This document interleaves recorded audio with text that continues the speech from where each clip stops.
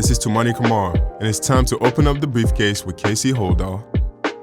Greetings, Blazer fans, and welcome to The Briefcase, episode 132 of The Briefcase, presented by our friends at Spirit Mountain Casino.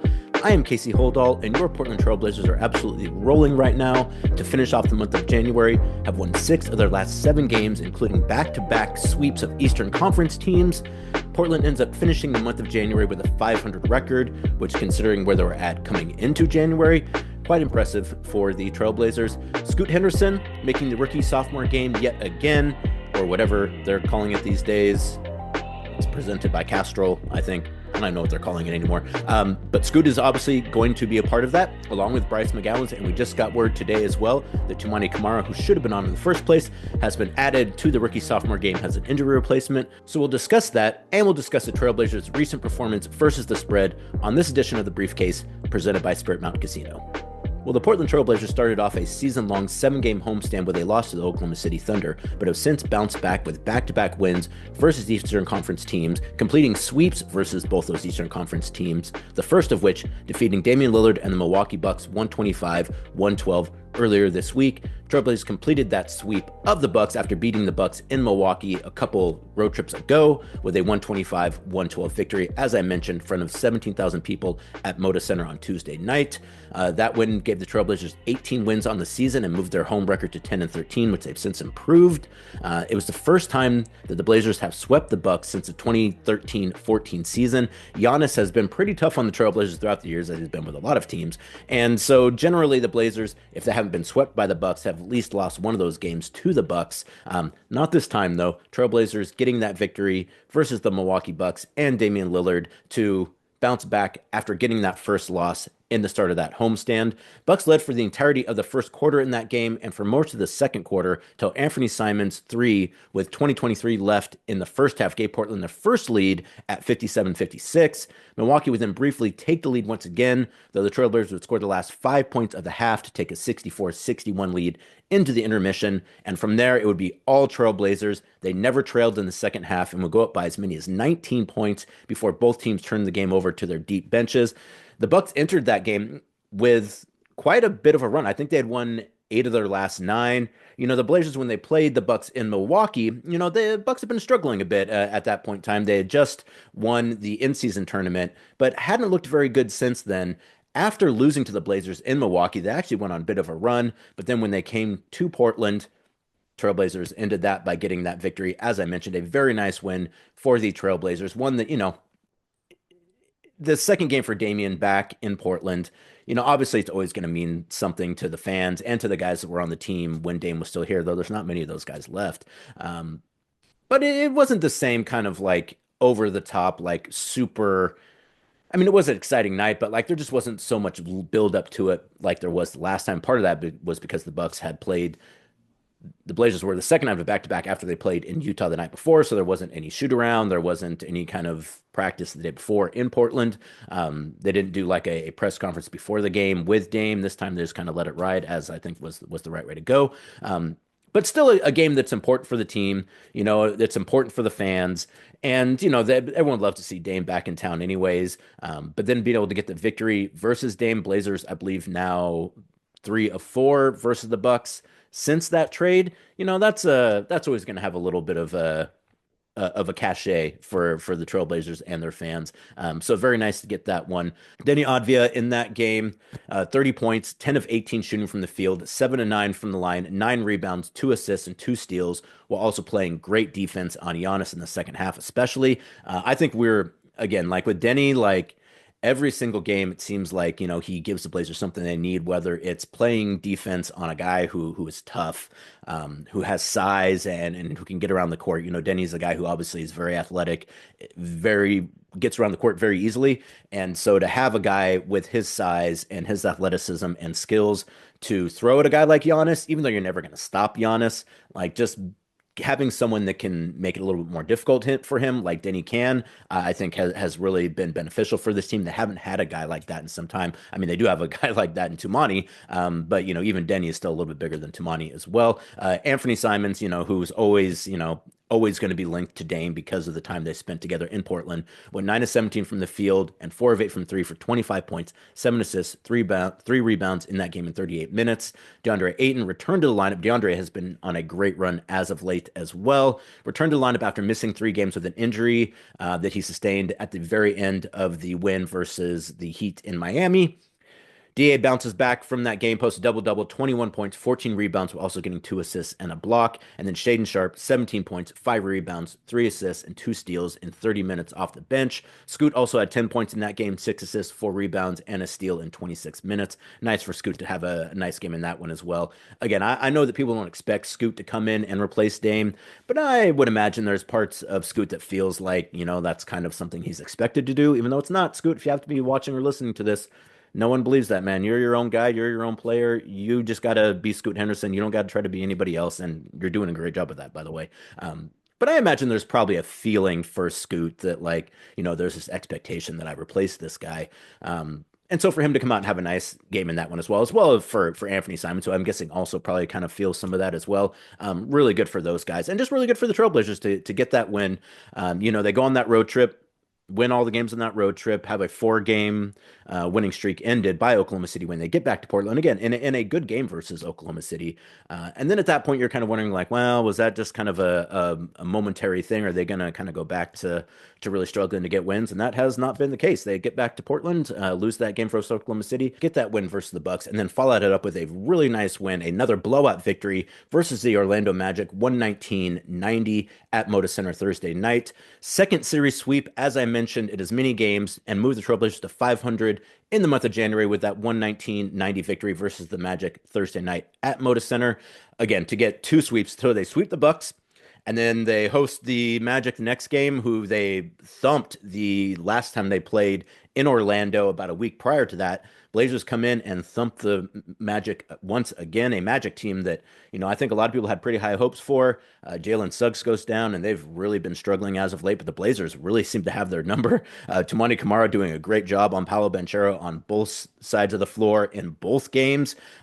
Really nice effort for the Trailblazers Thursday night versus the Bucks. That moves the Trailblazers to 19-29 on the season, 11-13 at home, and give them 6 wins in their last 7 attempts. And as I mentioned, move them to 8-8 for the month of January. 8 wins in January when they only had 11 wins coming into January. Just goes to show how much better basketball they've been playing since the start of 2025. After Orlando got blown out by Portland in their building last week, they scored the first 10 points at Moda Center on Thursday night. At that point in time, you're probably thinking to yourself, boy, they're out for some payback tonight. But the Blazers are able to shake off that rough start and cut the advantage to 7 by the second quarter. And then from there, it was all Portland Trailblazers, just basically doing anything they wanted on both sides of the ball to the Magic after that tough first quarter.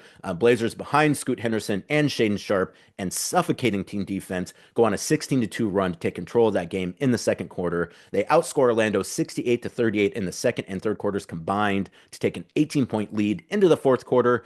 And from there, it was basically only to be decided how much the Blazers were going to win by. The Magic, after that first quarter, never really looked like they had any chance of beating the Trailblazers, which has been somewhat uncommon for this Trailblazer team to, obviously, with 19 wins, not a ton of wins this season, but they've been winning more. But usually they're in pretty close games, and against teams with 500 records too. By the way, I saw someone posted a stat that the Blazers have more wins this year versus teams over 500 than the Bucks do. Which I didn't check that myself, but that sounds about right. So the Blazers getting a blowout victory versus the Magic, a bit uncommon for the Blazers. They have an 18-point lead, as I mentioned, going into the fourth quarter. That goes to, I think, as many as 30, end up winning by 29, their largest margin of victory this season. And again, just looked really impressive doing it. And it wasn't just like a bunch of guys were hitting shots. It wasn't like one of those games where, Ant goes for 40 and he's just anything he throws at the rim is going in. They really did it with defense and with kind of broad scoring across the team. No one had like huge scoring nights. I mean, some good scoring nights for sure, but nothing that was just like, oh man, like a guy had a fantastic performance, like just really went off. And that's why we ended up winning that game. It was really a team effort on both sides of the ball. And that's something you love to see from this Trailblazers team as they seem like they're kind of really starting to figure some things out, particularly on the defensive end, but offensively as well too. So in that game, Scoot started with Jeremy Grant out, and it's his seventh start of the season, or I believe maybe eighth start of the season for Scoot. Anyways, he was fantastic: 23 points on 7 of 16 shooting from the field, 3 of 5 from three, 6 of 6 from the line. 7 assists, 5 rebounds, and 2 steals in 32 minutes. Again, the month of January, we're going to talk about here in a second, has been phenomenal for Scoot. Really, if this is sustainable, if this is who Scoot Henderson is as a pro, what we've seen in January, and it needs to be more than a month. You got to see it consistently. I mean, a month is a pretty consistent effort, but still, you want to see it for the rest of the season. If that's the kind of player that Scoot is, if those are the kind of numbers he can put up, if that's the way that he can play this season, it completely changes kind of I think the short and long term possibilities for this team. Because I think that people, the first couple months of the season looked at Scoot, and I mean, I think you can you can read some of the stuff that's been written about Scoot recently, up to and including just within the last week or so. And I would say the consensus there has been that, like, how good is this guy? Which he's a young player, fair questions. He's been phenomenal as of late. And again, if this is the player that he is, what we've seen out of Scoot in January, it really takes, what Portland can do, I think, for the rest of this season and going into subsequent seasons, really to a different level. Really, the way that Scoot's been playing in January, I think, is what people expected that he was going to do after he got drafted out of the G League Ignite. So maybe it's just taking a little bit longer than people thought it might, but it really seems to be coming around for Scoot, and it's phenomenal to see. Again, and DeAndre Ayton also had another great game in that one as well. 83% from the field for DeAndre in that game for 22 points, 8 rebounds, 3 assists, and 3 steals in 34 minutes. Denny, a quiet game for Denny, if you will, but did exactly what they needed him to do throughout the night. 11 points, 5 rebounds, 5 assists, and 2 blocks in just 24 minutes. And as I mentioned, like, no one like really went off. Delano and Jabari Walker, who had a fantastic game versus the Magic in Orlando. Those two guys combined for 21 points off the bench.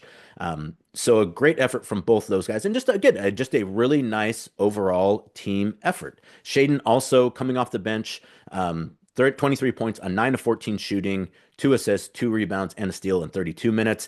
Scoot and Shaden in the second quarter, I think, combined for like 22 or 24 points. They were really the difference in after that first quarter. Once the Blazers kind of got through those initial struggles, kind of figured some things out, it was really Scoot and Shaden from a scoring perspective, and then Toumani from a defensive perspective. A couple great defensive plays in that game from Toumani, a block on Paolo Banchero that you're going to see over and over and over again. It's definitely going to be part of Tu's highlight reel as a pro.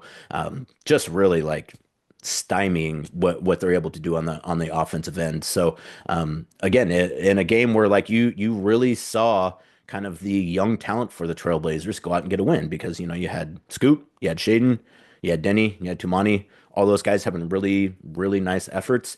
And those are all guys who are fairly young and fairly new to the team. And so, I think that game really kind of gives you a glimpse of what the Trailblazers were hoping to see, when they constructed this team early on in the season. Again, maybe take a little bit longer to come together than they would have liked, but it really seems like things are coming together now. Trailblazers also have a chance to kind of extend things in the early part of February. The homestand, they're 3 games into it now. They have 2 games on Saturday and Monday versus the Suns. Suns team that, might be making some changes here. We are getting pretty close to the trade deadline here. We'll talk about the end of the show. But a chance to maybe, get a few more wins at home. As I mentioned, hosting the Suns on Saturday and Monday, and then the Pacers on the second night of a back-to-back on Tuesday, and then the Kings on Thursday, before heading out to face the Timberwolves and having 2 games versus the Nuggets in Denver before the All-Star break. So now that January is over, Blazers go 500 in January, see if they're able to carry this strong play over into the month of February. Again, a couple weeks there before the All-Star break, versus some pretty tough teams. The Suns, while they might have struggled some this season, still obviously have a whole lot of talent. And if they do end up making a move, who's to say how that affects them going forward. And obviously the Nuggets and the Timberwolves, a really good team. The Pacers, a very good team as well, particularly on the second out of a back-to-back. That's a toughie.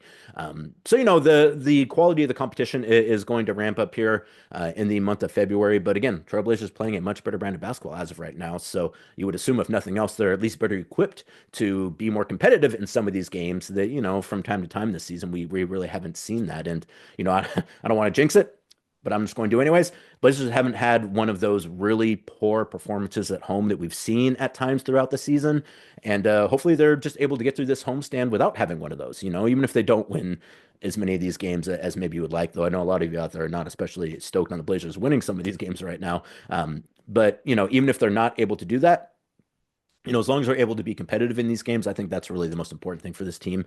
And right now, we're seeing a team performing at a level to where, on a night to night basis, I can't imagine they wouldn't be competitive. If they're able to play the way that they played for the rest of this homestand, how they played versus the Thunder and the Bucks and the Magic, the rest of these games are going to be very close, exciting games. So come out to Moto Center and check those games out before the Trailblazers head out to finish off the pre All-Star break run on the road versus Minnesota and Denver.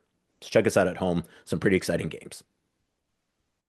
Well, now that the month of January is over, actually, technically it's not over, but the Blazers games in January are now over. Blazers at 19 and 23 are 13th in the Western Conference and 24th in the NBA at the end of January. If you're more interested in lottery odds than wins, there are four teams, the Wizards, the Jazz, the Pelicans, and the Hornets, that have so few wins thus far this season that you would figure it's pretty unlikely that they will surpass the Blazers in the standings at any point in time in the last 2.5 months of the season. But there are teams like the Nets, the Raptors, the 76ers, the Bulls, and the Spurs that are all kind of clumped together where the Trailblazers are at right now. So again, if you're someone who's more concerned with lottery odds than you are with the Trailblazers getting wins, and as I mentioned before, I know there's quite a few of you out there, still very much to be determined in the last couple months of the season. If the Blazers continue to play like this, you imagine they'll probably start to move up the standings. If they end up, making some changes, who's to say what that looks like? I would say at this point, though, it seems fairly unlikely the Blazers are going to kind of take a nosedive or anything because, their young guys are playing well, and you assume that those guys are going to continue to play throughout the season. So, I think that's a good thing to see. You need to have some of these guys have success. I thought that was a really interesting thing that Chauncey mentioned, after the Magic game, that, it's important to be able to learn in wins as well. He's like, you learn more in losses than you learn in wins. And he's like, so we've been learning a lot, which, he's right. We have had quite a few losses this season, in the past couple seasons. But now it's time to kind of learn in wins. And the Blazers have been doing that as of late, which I think is really going to be good for this team going forward. But to get back to the month of January as well, Blazers, as I mentioned, end up going 8-8 in January and enter the month after entering the month of January with 11 wins. So they get 8 wins in January after only having 11 wins in the first couple weeks of October and then November and December. They had more road wins in January, 5, than they had going into the month, 3. So again, just more proof that it has been a very good January. And, since 2025, the Blazers have been playing really good basketball. I thought Denny had mentioned that too. He's like, it just seems like, after the new year started, like things just feel a bit different. Like guys, it seems like it's starting to come together a little bit. Like we figured some things out. I think their chemistry is really good right now. And I don't know necessarily you could have said that a couple months ago. So, again, really, really nice thing to see for the Trailblazers. Even if it doesn't always result in wins, but it has been resulting in wins more often than not. And the last thing to wrap it up here about the month of January, the Blazers 10th in defensive rating in the month of January, which is crazy, considering that they have had a hard time even breaking like 15th in the past couple years. So to be 10th in the month of January, where they did play 16 games, not exactly a small sample size, and a varied group of teams too. It's not like they've all been playing teams at the bottom of the standings, a real good mix of some really good teams and some teams that are kind of struggling a bit. So to be 10th in offensive rating at 112.2 points allowed per 100 possessions in the month of January is pretty good. Also not all that bad. 20th in offensive rating in the month of January at 112.3 points scored per 100 possessions. So their offensive rating and their defensive rating almost exactly even, which, considering they went 8-8, is actually probably about what you would expect. That's a 500 team. By comparison, the Blazers are 26th in defensive rating and 25th in offensive rating for the season. So they have vastly outperformed their defensive rating in the month of January and have done a pretty good job of outperforming their offensive rating in the month of January as well. So a pretty good month for your Portland Trailblazers. While it's been a good month of January for the Portland Trail Blazers, January is also typically a good month for fisheries in Oregon, which is why now is the exact time to get to the Seafood Fest at Spirit Mountain Casino and experience the ultimate dining experience at their Seafood Fest, a culinary adventure that will tantalize your taste buds and leave you craving more. Held every Friday and Saturday from 3:30 p.m. to 9 p.m., Spirit Mountain Seafood Fest is a perfect way to start your weekend with a bang. Whether you're a seafood lover, a meat enthusiast, or just someone who appreciates a good meal, their Surf and Turf buffet offers something for everybody. You can enjoy the all-you-can-eat seafood goodness for $65 per person, 13 years and older, and $40 per person, 2 to 12 years old. Kids under 2 eat free. Fill up, kids under 2. I've never seen a kid under 2 at a buffet, but I would love to see a kid getting the eating free buffet, just going to town on the buffet.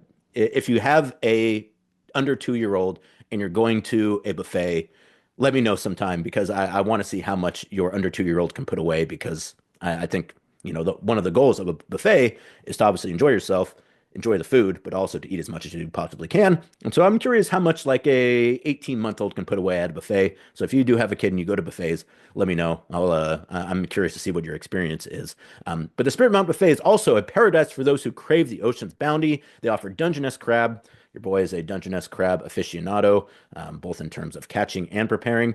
What they do with their dungeons at Spirit Mountain is fantastic. They serve it either hot or cold, allowing you to savor this delicacy in whichever way you prefer. Obviously, Oregon is the Dungeness capital of the world, particularly Newport, where they run a number of boats out of there, both out of Newport and Depot Bay. So you're getting the absolute freshest dungeons at Spirit Mountain Casino. The hot crab is perfectly seasoned and steamed to highlight its natural sweetness. That's one thing too about Dungeness. A lot of people boil it. Boiling is kind of the most common way to prepare dungeons, but actually steaming is better. It's not more difficult, but it's a little bit of a different process. It generally is better for the meat if you're doing a steam than a boil.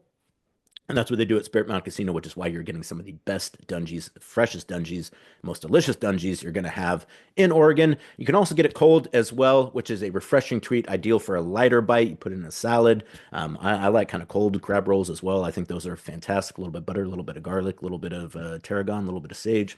Delicious. They also have steamer clams, which are another highlight. Who doesn't love steamer clams? Cooked to perfection and served in a savory broth that will have you coming back for seconds and thirds and fourth. It is a buffet, so hey, there's no stopping you. You can also enjoy a bit of a crunch with deep fried shrimp and deep fried oysters. They are not to be missed as well. Crispy delights are golden brown and bursting with flavor, making them the perfect addition to your seafood feast. They also offer Atlantic salmon cooked to perfection and served with a variety of sauces to enhance its rich, buttery flavor. For a more delicate option, try the cod with white wine and butter. A dish that is perfectly balanced, the freshness of the fish with the richness of the sauce. No matter your experience, no matter your taste, they will have something for you at Spirit Mountain Casino Seafood Fest. There's always something to love at Spirit Mountain Casino, not Seafood Mountain Casino. That would be an interesting name for the, maybe it should try it, Seafood Mountain Casino. Not a bad name either. Spirit Mountain Casino is a better name though. Check them out. Highway 18 and Grand Ron, Spirit Mountain Casino, Seafood Fest, every Friday and Saturday. Head on out there, elevate your game.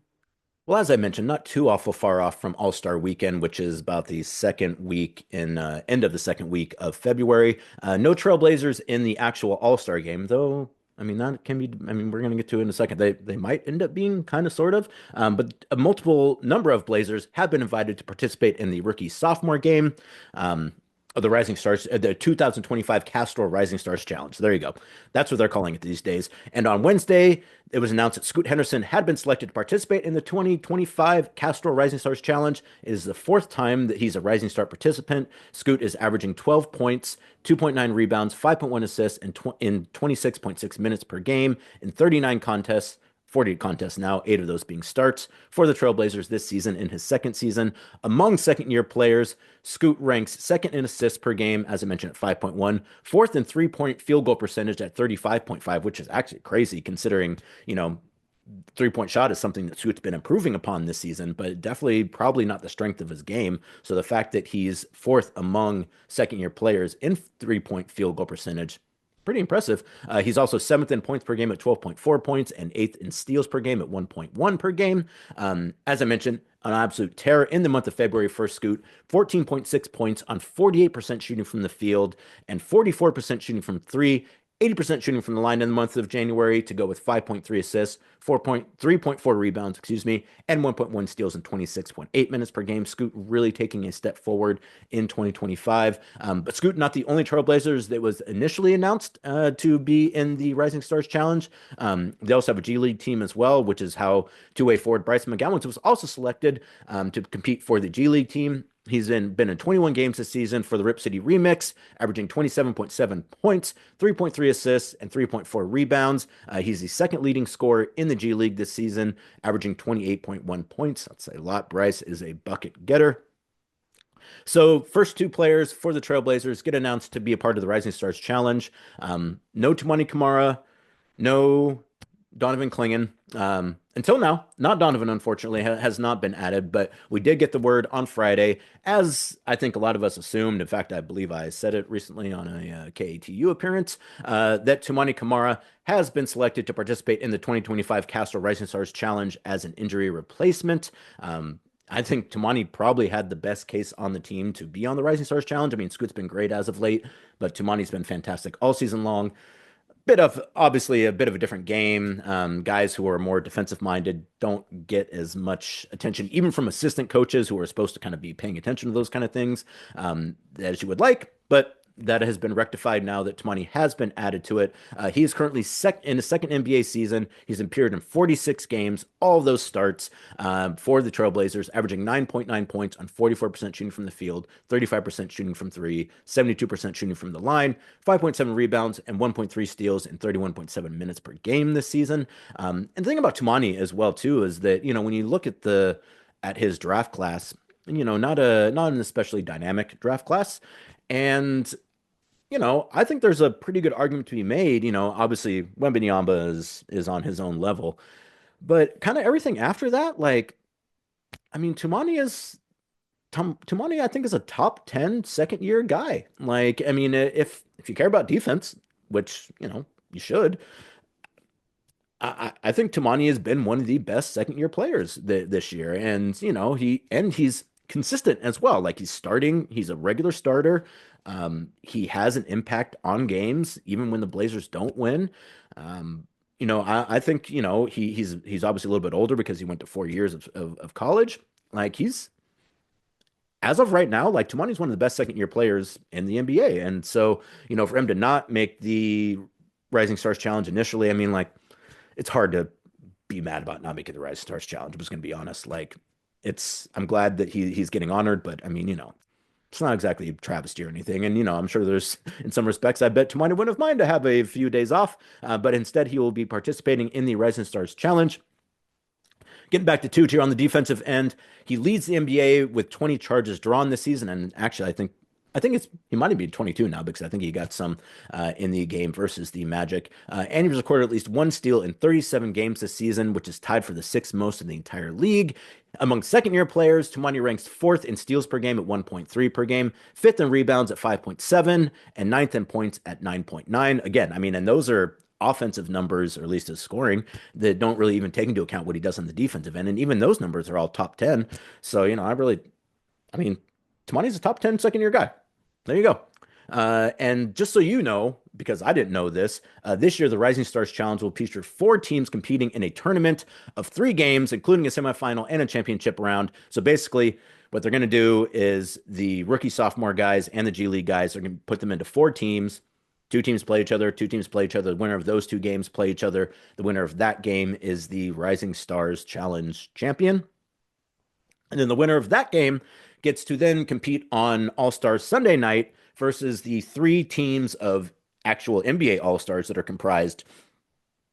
They do the same thing again. They play to a point total. I think 40 points, I think, and then for the semis, and then like 25 points for the, I don't know. They'll explain it again. But so basically, the team that comes out of the Rising Stars Challenge then gets to play on Sunday night versus the 3 All-Star teams, which, if that team could end up winning that tournament, I think that would be pretty cool. Particularly if Scoot, Toumani, or Bryce was on that team, that'd be especially neat to have those guys beat the actual All-Stars, which, I think is a there's a real possibility that obviously the All-Stars are going to have way more talent, but having been to quite a few All-Star games, knowing kind of what you generally do at All-Star weekend, not always the most conducive environment to playing your best basketball. So I could see the younger guys really kind of maybe minding their P's and Q's a little bit more and making sure they go out and put their best foot forward in that All-Star game. I think it'd be jokes, but also it'd be pretty cool to have the rookie sophomore winner end up winning the All-Star game. But they would at least get people talking. I didn't really even realize that they had changed the All-Star game rules as well. I couldn't remember how they're putting the team together. Now there's going to be a draft with like the TNT guys. They're making so many changes to All-Star Weekend. It's really hard to keep track. But what you need to know is that Scoot Henderson, Toumani Camara, and Bryce McGowens will all be in San Francisco for at least the rookie sophomore challenge presented by Castrol. And then potentially if any one of those players win the tournament, then they go on to face the All-Stars at All-Star Sunday night. So that's pretty cool. Well, it's cool enough, at least. I'm glad those guys are getting recognized. And again, I think it would be pretty neat if the rookie sophomore team ended up winning the All-Star game. That would maybe that would also get the All-Star guys to kind of compete a little bit better at All-Star weekend. And finally, while the Trailblazers have been winning games, they've also been doing very well versus the spread. Trailblazers are now 27-20-1 versus the spread this season. This is our betting on the Blazers segment, by the way, folks, and have covered in 7 straight games. They were 5.5-point underdogs to the Bucks and won that game by 13. And they were 5-point underdogs to the Magic and won that game by 29. That Magic line, I don't understand why the Blazers were 5-point underdogs in that game. One, the Blazers bested the Magic quite easily in the game in Orlando last week. So previous matchups went Portland's way, and not even kind of sort of went Portland's way. Blazers beat them soundly in Orlando, and they come into the game in Portland having lost 6 of their last 7 games, and a lot of those games by double-digit margins.